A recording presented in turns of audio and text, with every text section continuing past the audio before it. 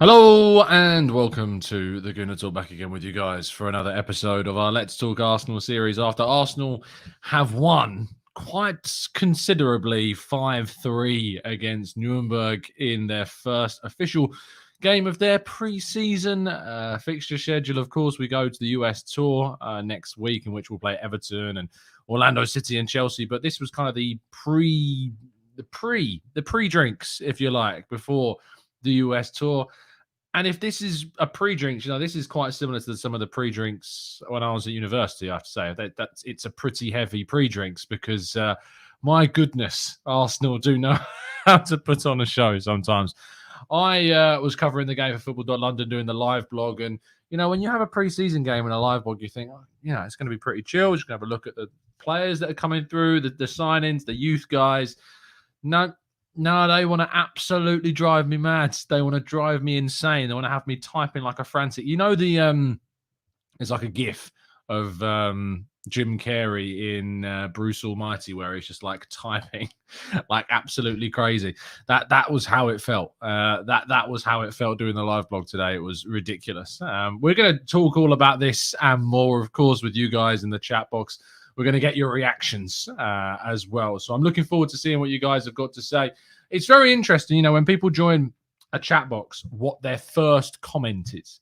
I think, if you've joined the chat, think about if you've already left a comment other than the greeting, the good morning, the good afternoon, and good morning and good afternoon, wherever you happen to be in the world.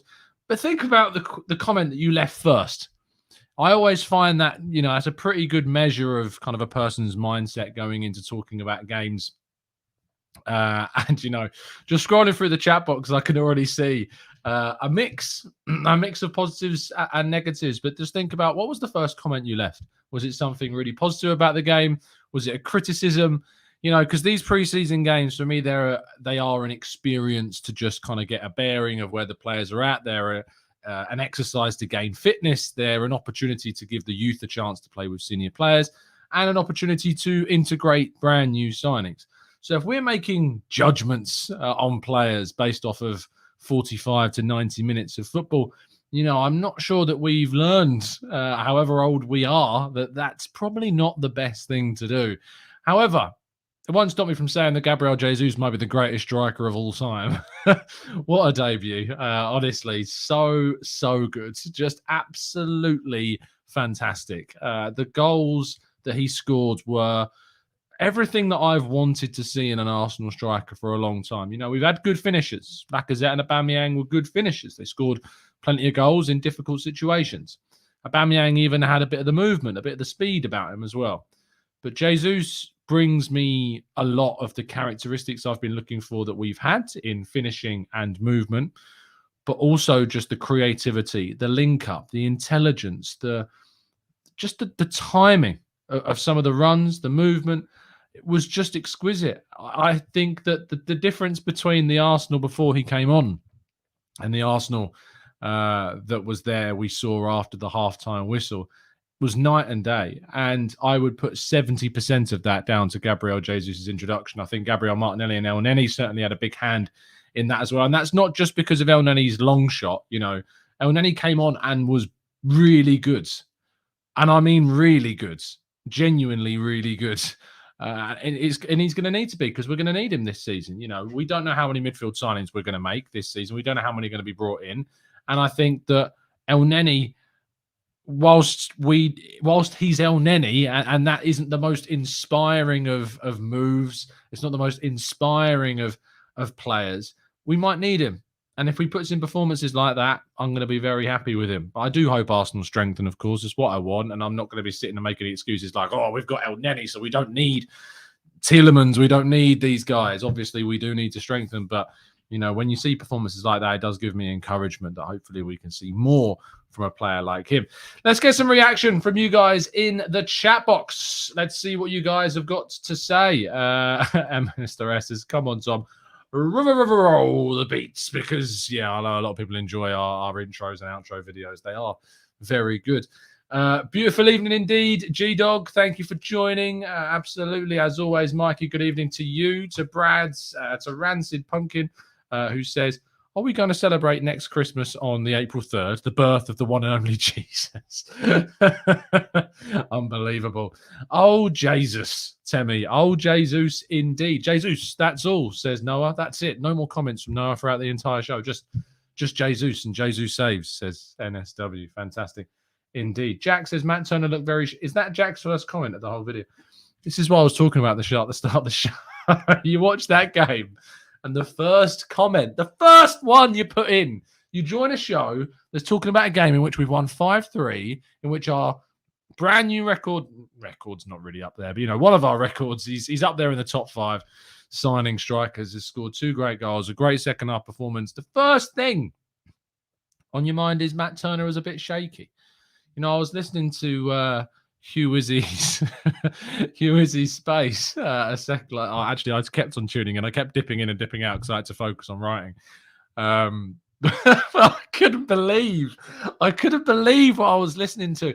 I was listening to people shouting at one another, and this wasn't Hugh's fault, people shouting at each other about Matt Turner, just going in on each other about Matt Turner not looking, great. Like Matt Turner's first performance, I didn't think, he was that at fault for the first goal, to be honest, at all. I thought it was a brilliant strike and it swerved away from the keeper. Those ones where they hit the underside of the bar, you've seen them striking. Do you remember the goal that Thierry Henry scored against Man United? It was like, I think it was in the Invincible season. I'm pretty sure it was during the Invincible season in the 1-1 draw at home at Highbury. Whilst that goal was out of this world and different, it's that kind of swerve that even though it goes in the middle of the goal, it makes keepers look silly. And I think the shot made him look silly, but actually, he was fine. MC says that Hugh Izzy space is crazy. They all need to act like adults. I love Hugh for the whole bringing, I think it was Steve, who was, of a different generation, and allowing him to speak at times. I thought that was hilariously good. But what people just can't be happy at the moment. Like, really, genuinely, there was you could feel it. You could feel like when we were 2-0 down, the build-up, the headlines, the videos, the reactions, you could feel them coming. You could feel like people were prepared, like coiled springs, like a coiled snake, just ready to, strike with some negative headlines and negative videos about, Arsenal have lost to Nuremberg. Like, you could just see it was going to happen. So I'm obviously relieved that didn't get to happen. We get to witness something like we just saw in the second half of that game. But my goodness, the excuses to be negative are just palpable in this fan base sometimes. They really, really, really are. Troy says, I still want more players. Injuries at Arsenal are our worst enemy. I want like-for-like replacements who can come in and do a better job than the man who's in the first 11. I want hungry players. Troy, I absolutely agree with you. We need to make sure we bring in competitors. We have to bring in players that are going to compete. And, this is why, again, I find it a bit odd that there are questions about why Arsenal are going for someone like Lisandro Martinez, because we've got Gabriel, we've got Tilly. No, we need to bring in players that are good enough to compete, like Lisandro Martinez. Why are we complaining about spending this amount of money on a player that can cover 2 positions really, really well? Why are we moaning about it?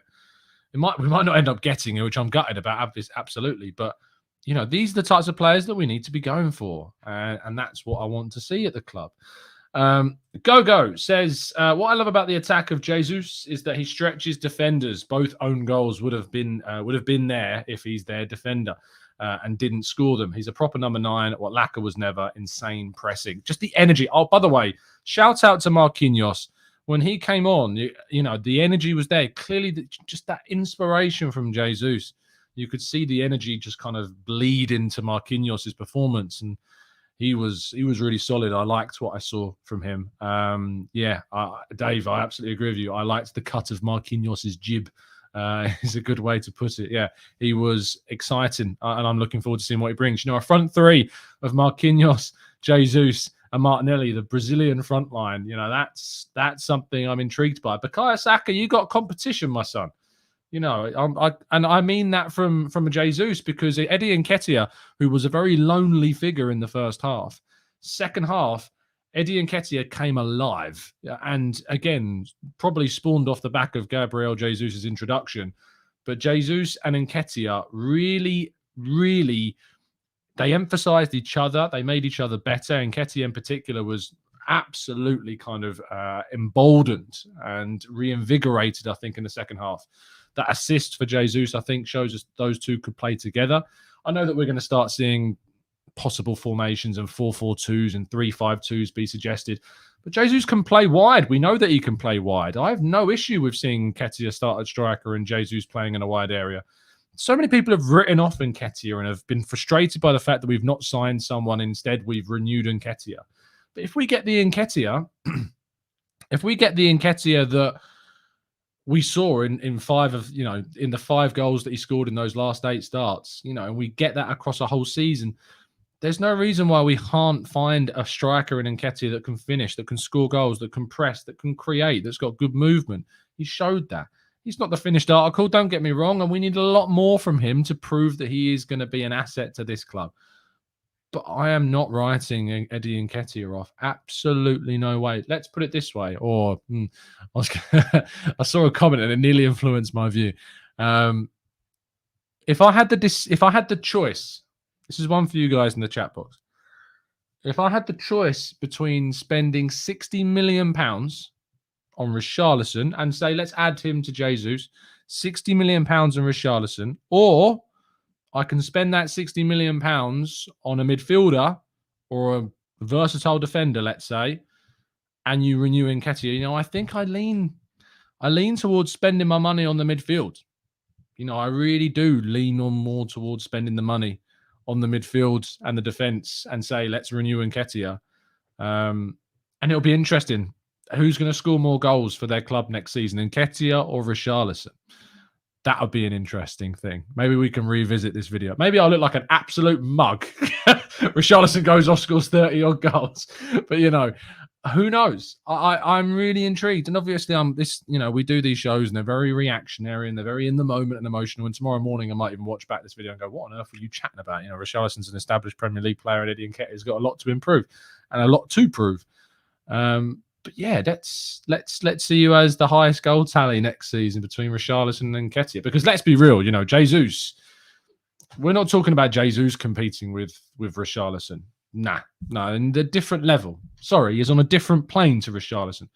I think I caught a clip of AFTV and Robbie saying that he would take Richarlison over Jesus. And whilst I've defended Robbie and AFTV for a lot of things, but on this opinion, I'm sorry, but where is that from? And Jesus just is on a different level to Richarlison, just a different plane of existence. You don't get the performances, the style, the movement, the instinctiveness from Richarlison that you do get from Jesus. They're just completely on different levels entirely.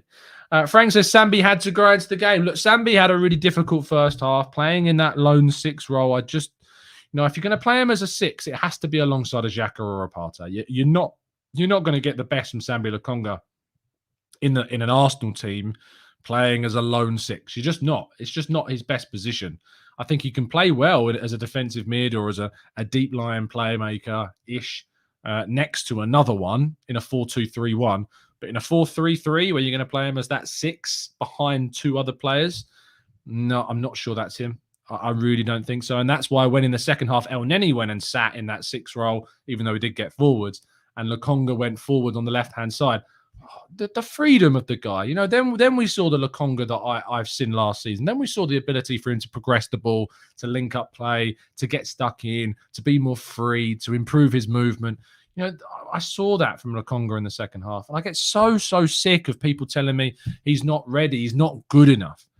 He's a 22-year-old that we signed last summer that's only going to be ready by getting minutes. And people quickly forget, the performances that he had against Newcastle at home and Leicester away and Aston Villa at home and Watford at home. Those pocket of games at the start of last season where he replaced Granit Xhaka, he Brighton away during the 0-0 game. He shone during those fixtures. And he was the best centre midfielder we had up until the point he got dropped when Xhaka came back against Manchester United. In those games, people forget those. He didn't get the regular game time, and who would? When you got Partey and Xhaka playing together in the second half of the season, you're not going to get into that team if you're Lokonga. But I think there's so much more to come from him. And I really get fed up of the people writing him off this early. I really do, because it's just such an unfair criticism of a player that needs more minutes, needs more time, and being played in the right position. Reggie says, what did you think of Patino? I thought he was, what's the right word I want to use? I think he was quite not intrinsic. What's the word? Intricate. That's the word I want to use. His play was quite intricate, really good in the little spaces, really good on the half turn, really good at those little exchanges of play. I think you can tell his confidence is there. What I will say is that there were some moments defensively, tidy, silky. These are all words that definitely are fair of his performance. Defensively, he's got some work. Positionally, he's got to do some work. There were times that he was beaten too easily. There were times where he was caught out of position and there was a big gap. I think he was part in fault for their third goal. And, that I think is something that we need to work on with him. But in terms of in possession, and to be fair, the out of possession stuff I think was also highlighted in the Nottingham Forest game, earlier on this year, and definitely was part of it. And he struggled during that game because we didn't have anywhere near enough of the ball during that game. But when he's on the ball and when Arsenal have got possession, when they're dominating the game, Patino's something. He's got that special talent. That's something about him that, that's something that makes your hairs on your arms stand up a little bit, because you can just see something that is trying to really get out of him as a great, great player. Does he need a loan? When you see those performances defensively, maybe you could learn a lot from going on loan defensively. I think someone like Brook Norton-Cuffley learned a hell of a lot with that short stint at Lincoln. Maybe what we do is we have Patino for the first 6 months, use him in the Europa League and stuff like that, and the League Cup, and then we send him out on loan in January when he's not going to get the chances in the second half of the season. Maybe that's the right kind of path that we need for him. Who knows? We'll have to wait and see what happens with Charlie Patino. Let's go to Cass, who says, great debut from Jesus, but not going to get carried away. Let's see how he gets on in the USA against familiar oppositions in this Arsenal side. Of course, we play Everton and Chelsea when we play in the US. So Jesus will have an opportunity to play against those teams. Adnan says Ainsley was good too in the wide areas. Yeah, he played the second half, the start of the second half. He played in kind of a wide role and looked okay. I still don't think he's got a future, at Arsenal. I think he will probably move on this summer. But yeah, absolutely. I think that that Ainsley was worthy of praise for some of his things that he did today. If he says disappointed that Fabio Vieira isn't fully fit, I think more disappointed, but he was suffering with an injury after the Portuguese international games that he was involved in. I'm not surprised that he didn't play. He was coming back. He's being integrated. He's training, and he'll be back for the US tour. Doug, when are the rest of the team back? Monday. Monday they are back on the 11th. Ødegaard, Saliba, Bukayo Saka, Granit Xhaka. Who else are we missing? There are some others that are due back, but on the 11th, on Monday, they're back. And Ramsdale, of course, is another one. We look forward to seeing what they can bring to the team and step things up. There's a lot more to come from this Arsenal side, and hopefully a lot more to come in the transfer market as well. Of course, we'll be keeping you up to date with everything that's going on in the world of Arsenal in our 8 a.m. shows. So make sure that you are tuning in for those every time we do it.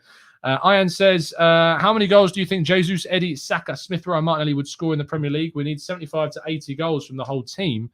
Sanchez scored one of those in the FA Cup final. Yes, he did. You're right. The swerve free kick. I think that Turner got far too much criticism for that. We see those strikes go in when they're of that ilk all the time.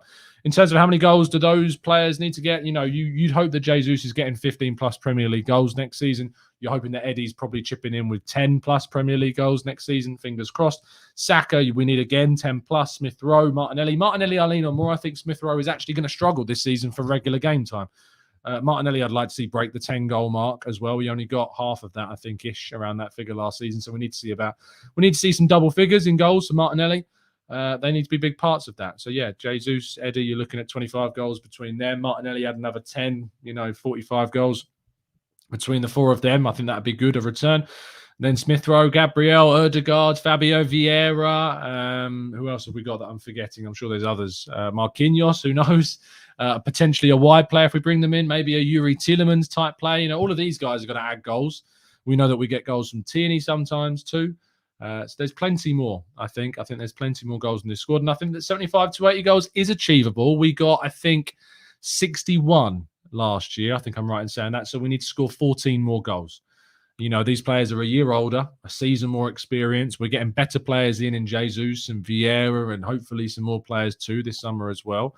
So 14 more goals than last season. Yeah, I can see 14 more goals from this team next season. And I'm hoping that we can achieve that. Let's go to Daniel. I love your commitment to trying to get me to do the Tottenham thing, but for the benefit of our younger listeners, it's the reason why I don't. But you all know the answer to the question. James says, I'm terrified about Matt Turner. He looks awful. Wow, that's quite the opinion after one game. I can't respect that. I'm afraid it's too early and it's too short of a time to start judging players that have just turned up at the club. Felix says, who's your number one signing target after watching that game? As in, who do you think would be the best option to improve the 11?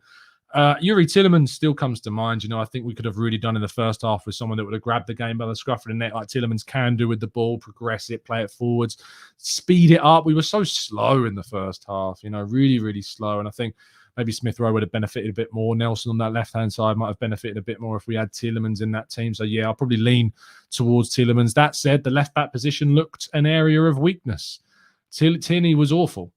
Tierney was really poor. And he's only coming back from injury, so we can forgive that and we can hope that he's going to turn things around. And I'm very, very hopeful that he will. He's only just returned from injury. But, he only got 30 minutes. I think that was the design. That's why they brought him off on the 30th minute. But he wasn't good. And, they really got us in that right-hand side. Their 2 goals came from that side. So I think that we're going to need to see some improvements in that area. What's that? What's that black thing on your green? This is the microphone. This. It's just because there's like the green screen here cuts off, so you can't. I know it looks weird, but if I was to make it like the full screen, it looks weirder. I suppose it does look quite weird. I suppose if I just have it more like here, does it look better when it's like that? I suppose it probably does look better when it's like that, doesn't it? But yeah, that's what the weird thing is. You might always be wondering what that is, but it's a microphone. I hope that makes sense now. Luke, Tom Canton fanboy here. Can I get a hello? Sure. Hello. Weird. Weird. Very weird. Let's go to Yab, who says, my first question on your channel. Welcome to TGT. Welcome to the family, mate. Saka, Martinelli and Jesus, do you think they will take us to the next level? I think Jesus makes those 2 players better. So absolutely, I think that, we can definitely make them better. We can definitely make all of those players play better by having someone like Jesus in the team. We're going to be wrapping up very shortly because I have an appointment at 9 o'clock, and anyone who thinks they know what that appointment is, they probably do. Because I'm sure lots of you have the same appointment at 9 o'clock as well, UK time. Let's go to David, who says, why do you think Smith Rowe will struggle for game time? Martinelli is the biggest reason. Fabio Vieira, Ødegaard, I think all 3 of these players mean that Smith Rowe is going to struggle to get into the Premier League team. I think he's going to be used more as an impact player in the league, and I think he's going to get more minutes from the start in the cup competitions. He might not be happy with that, but not that I don't care. I guess I don't care. I think that Arsenal need to be in a position where we don't care if a player isn't getting enough game time, because we need the best players playing in the most minutes. And if Smith Rowe isn't the best player, then he doesn't start for his position. And to be honest, for me, I prefer Martinelli. I prefer Martinelli right now than Smith Rowe. That's not a slight on Smith Rowe. It's just right now, I think Martinelli is the better and the more informed player and the better player that fits the system. And I think he also fits with what more we can have from that left-hand side. So that's why I think Smith Rowe might struggle for minutes next season. It's because of the presence of those players. I really do. E5K says, is the appointment on a sunny island? It might be. It might be indeed. MC says, after seeing what Jesus did to Nketiah, I can't wait to see him play with Saka. Absolutely. Let's go to Abi Brata, who says, is Zinchenko signing a possibility for us if we miss out on Martinez? Possibly. I have theorized that he might be a potential backup if we don't end up getting Martinez next season. Let's go to Gooner Talk, who says, what do we do with Balogun? Europa or loan? I think loan. I think loan is probably the smartest thing. Give him a full season away from the club, probably championship level, a good standard club. Maybe get into like a Watford next season, or a not a Sheffield United. That's probably not the best example, but yeah, someone like a Watford or a Norwich next year. I think that would be a really good opportunity for Balogun if you can get him into one of those teams. Let's look at Adnan, who says, Tom, I think we should add Zagrova to the attack and strengthen the midfield and defense. Any two between Sergej Milinkovic-Savic, Tielemans and Benassa. Martinez, Zinchenko, Grimaldo. Yeah, I think the two positions are going to be the most key. Absolutely, they're going to be the most key positions in the team, is the defense, versatile defender, and that midfielder. We have to strengthen the midfield. It is such a priority this summer, and we didn't do it last summer. And I said that the window last year was a failure because we didn't sign a midfielder. After the window closed, I was like, we didn't do what we had to do that summer, which was to sign a player that improved on the midfield. We can't do 2 summer transfer windows in a row where we don't improve the starting midfield 3. Just can't happen. Cannot be allowed to take place. Has to be a Tielemans, a Milinkovic-Savic. Benassa, I think, is a great player. We would little silly maybe letting him go, although who knew he was going to turn out like he has done for Milan and previous to that Empoli as well. But, we need to make sure that we have signed someone to strengthen the midfield. It is so important. Anyway, we're going to wrap things up there. Thank you so much, guys, for tuning into the show as always. Sorry it's been a slightly shorter one, but there is an appointment for me at 9 o'clock, as I'm sure there is for many of you as well. Thank you so much for tuning in. Do drop a like on the video. We hit 35,000 subs. I'm probably going to wax lyrical about that a little bit more tomorrow morning, because I like doing those little waffles on the morning shows, because I think I know some people enjoy the waffles. If you don't, that's why we put the timestamps in, so you don't have to listen to me waffling on at the start of videos. But I do it because it's, we've done it the way we've done it, and we've reached 35K doing it. So why change it? But thank you so much for the continued support on the channel as always. The same day we hit 20,000 subs on the Arsenal way as well. So amazing stuff. Crazy family, crazy community that we've got here. You're all absolute legends. Well, 99% of you. You know who you are, 1%. Anyway, thank you for tuning in, peeps. I will see you tomorrow morning bright and early at 8 a.m. Go and enjoy Love Island. You'll know what you're going to go and watch. So have a fantastic evening. And as always, up the Arsenal, and thank goodness for Jesus.